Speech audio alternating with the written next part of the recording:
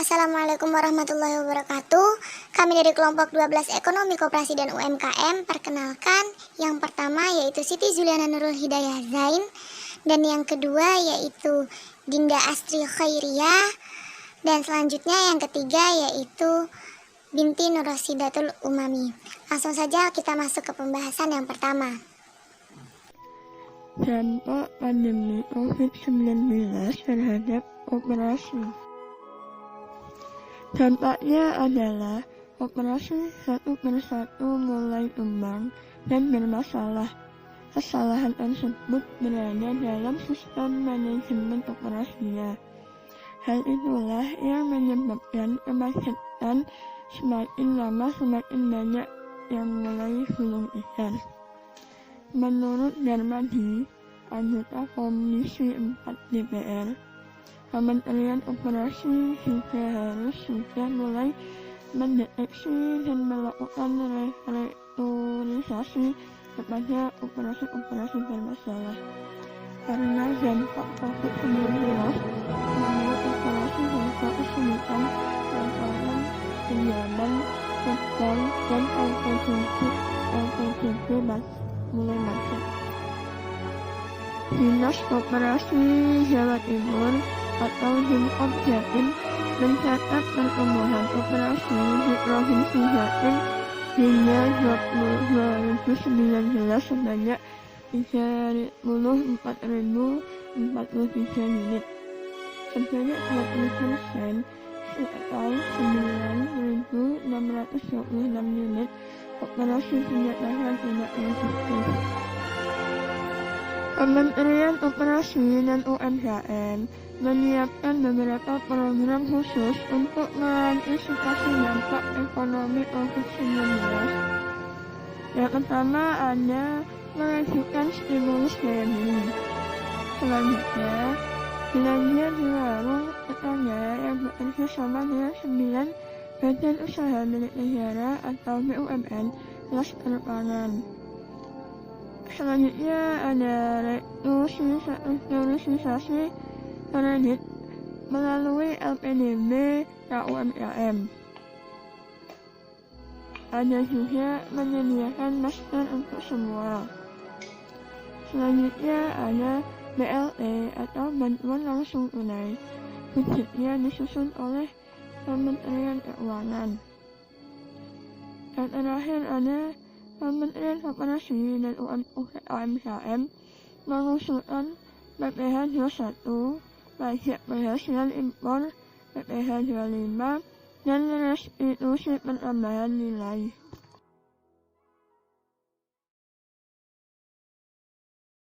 Selanjutnya, dampak COVID-19 terhadap UKM atau usaha kecil mikro. Kondisi UKM atau usaha kecil mikro saat ini sangat menurun drastis, dan kondisi ini sangat berbeda dengan kondisi krisis keuangan pada tahun 1998, yang mana pada saat itu UKM masih bisa menjadi penolong dalam masalah krisis ekonomi keuangan tersebut. Akan tetapi tidak untuk saat ini, dikarenakan sektor UKM juga ikut terpuruk bersama dengan sektor-sektor lain akibat pandemi COVID-19 ini, seperti yang sudah diungkapkan oleh Menteri Koperasi. Dalam kondisi saat ini, UKM juga banyak yang berhenti karena penurunan dari pendapatan yang biasa mereka dapatkan sebelumnya. Mereka juga mengalami penurunan drastis dalam hal produksi, karena akibat pandemi ini permintaan dari masyarakat pun juga ikut menurun. Dalam keadaan seperti ini, Presiden juga telah memberikan instruksi untuk pemerintahan juga dengan tangan kanannya agar memfokuskan bantuan kepada pelaku UKM seperti membebaskan pajak pada pelaku UKM selama 6 bulan dengan pajak 0%, juga dengan memberikan pinjaman modal kepada pelaku UKM. Pelaku UKM juga sektor UKM mendapatkan perhatian khusus dari pemerintahan karena sektor UKM melibatkan masyarakat sekitar, seperti harus menyediakan kebutuhan dan permintaan masyarakat. Maka dari itu, Dengan adanya bantuan pemerintah, UKM bisa tetap berproduksi dan tidak melakukan PHK kepada karyawan yang ada. Karena itu juga melibatkan salah satu anggota keluarga yang akan menyebabkan kurangnya pendapatan pada keluarga tersebut jika terjadi PHK. Sebagai contoh, kondisi ini juga terjadi di sektor UKM di daerah saya yang mengalami penurunan pendapatan juga permintaan barang produksinya. Apalagi pada saat ini diberlakukannya lockdown dan juga PSBB di setiap daerah.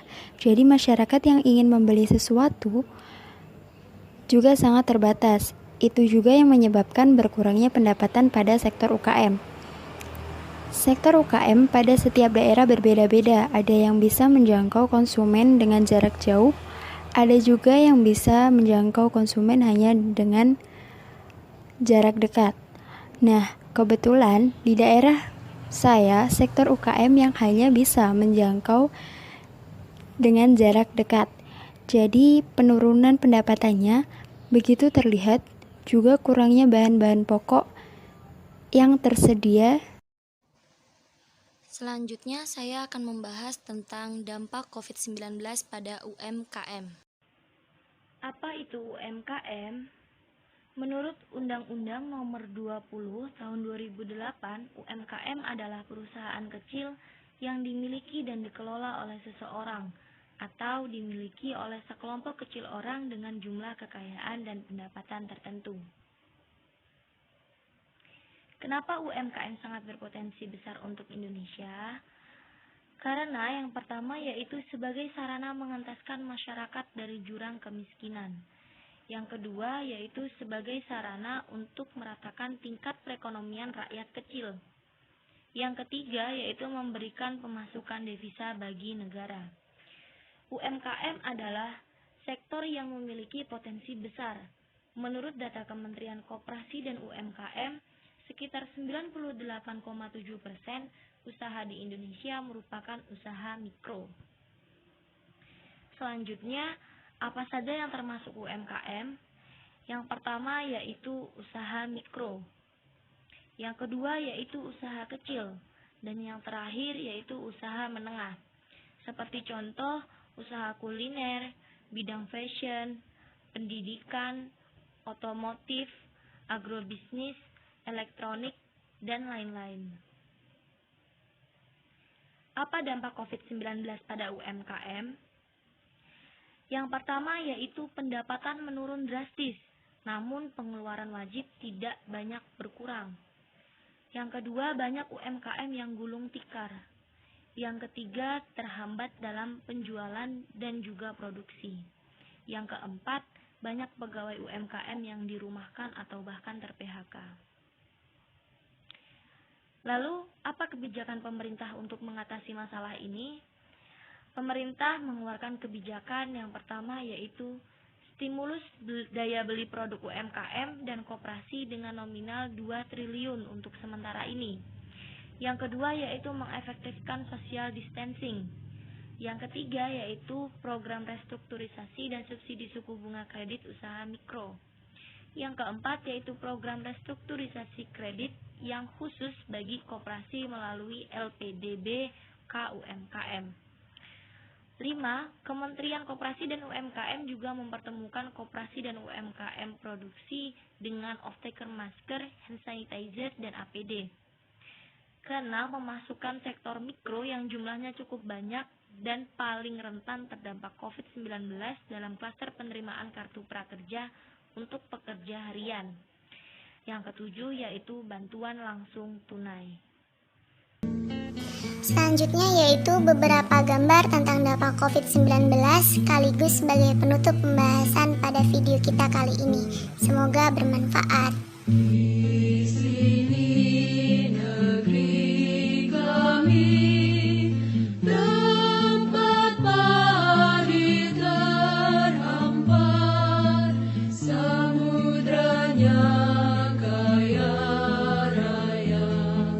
Tanah kami subur tua.